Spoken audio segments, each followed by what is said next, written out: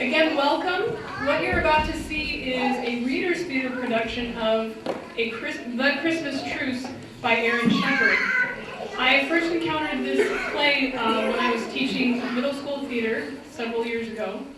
And one of my students did a play report on this show, and ever since then I've wanted to do it. It's very special. It's a true story. It's a true story that took place during World War I.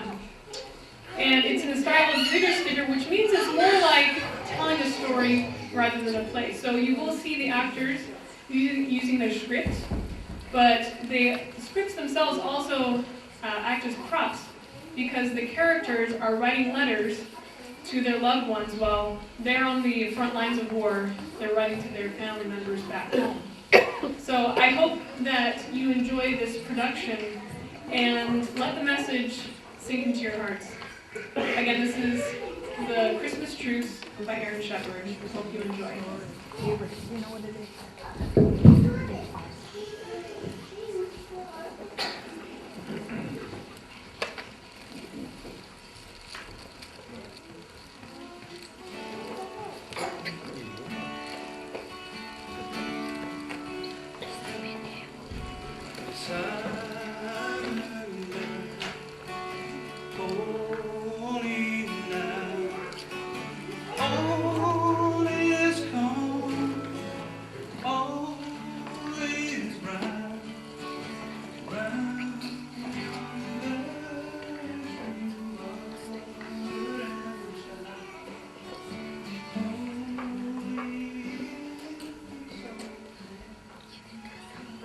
Christmas Day, 1914.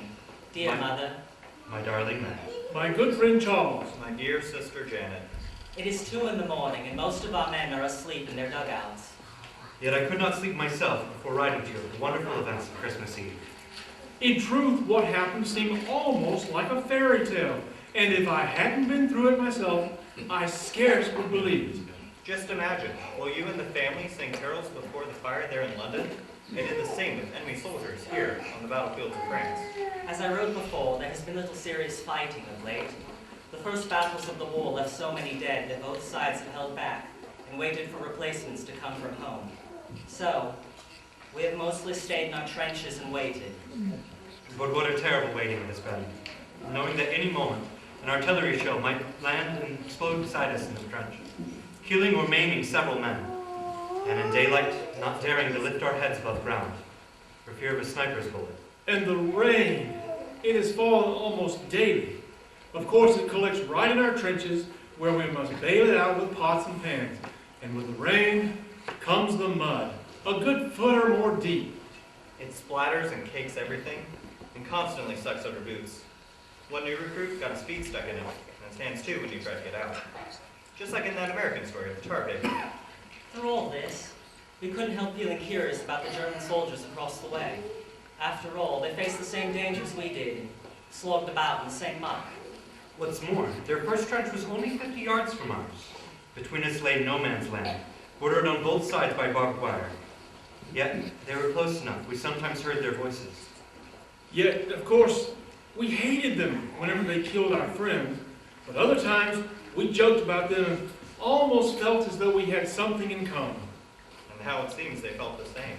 Just yesterday morning, Christmas Eve day, we had a really good freeze. Cold as we were, we welcomed it, because at least the mud froze solid. Everything was tinged white with frost, while a bright sun shone over all. Perfect Christmas weather. During the day, there was a little shelling or fire from either side, and as darkness fell on Christmas Eve, the shooting stopped entirely. Our first complete silence in months. We hoped it might promise a peaceful holiday, but we didn't count on it. The Germans might attack and try to catch us off guard.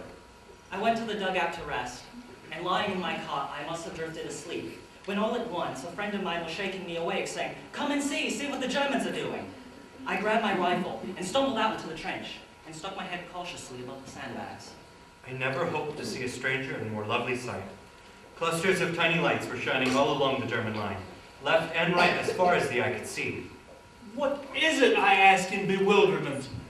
And someone answered, "Christmas trees." And so it was. The Germans have placed Christmas trees in front of their trenches, led by candle or lantern, like beacons of goodwill. And then we heard their voices raised in song. Stille Nacht, heilige Nacht. This carol may not yet be familiar to us in Britain, but one soldier knew it and translated. Silent night, holy night. I've never heard one lovelier or more meaningful in that quiet, clear night. Its dark softened by a first quarter moon. When the song finished, the men in our trenches applauded.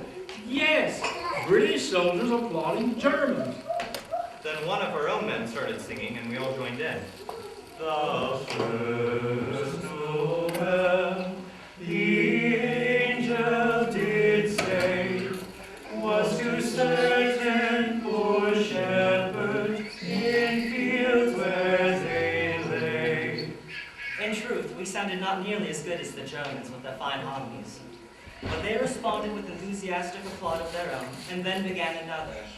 O Tannenbaum, O Tannenbaum. Then we replied, O come, O ye faithful. But this time they joined in, singing the words in Latin. Adeste fidelis. British and German harmonizing across no man's land. I would have thought nothing could be more amazing, but what came next was more so.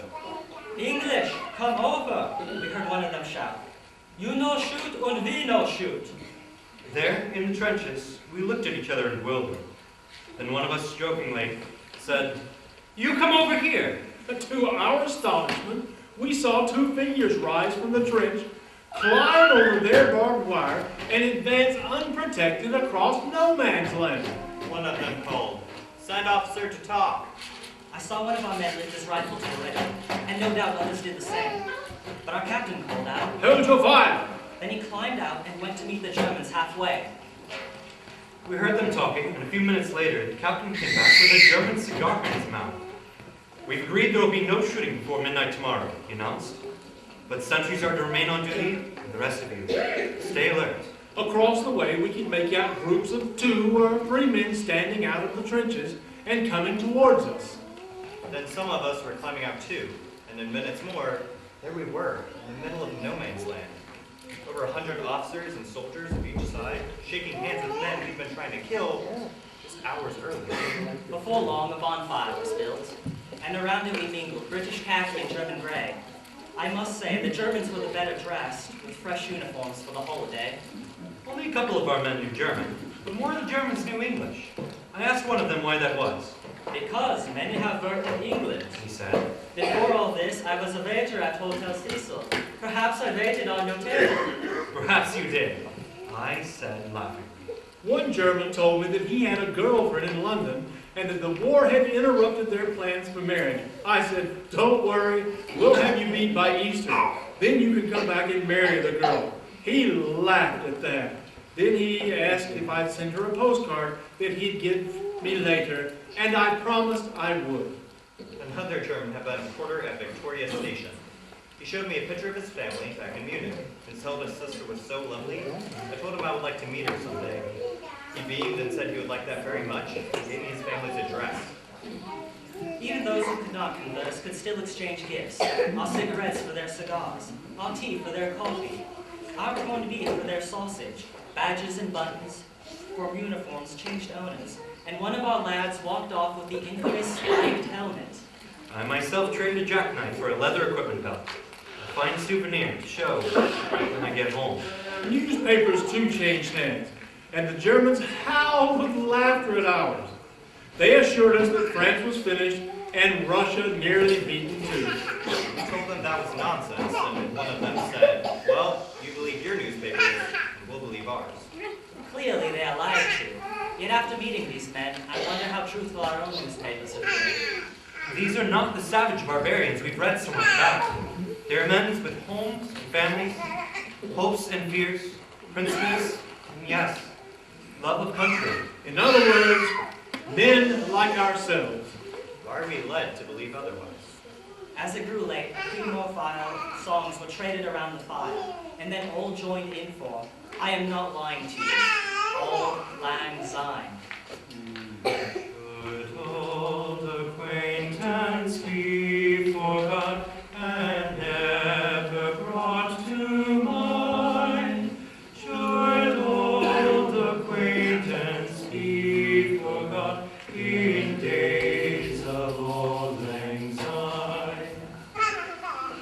parted with promises to meet again tomorrow. And even some talk of a football match. I was just starting back to the trenches when an older German clutched my arm. My God, why can we not have peace and go home? I told him gently that you must ask your emperor. Perhaps. But we must also ask our hearts. And so, dear mother, Dear wife, Dear friend, Dear sister, tell me, has there ever been such a Christmas in all of history?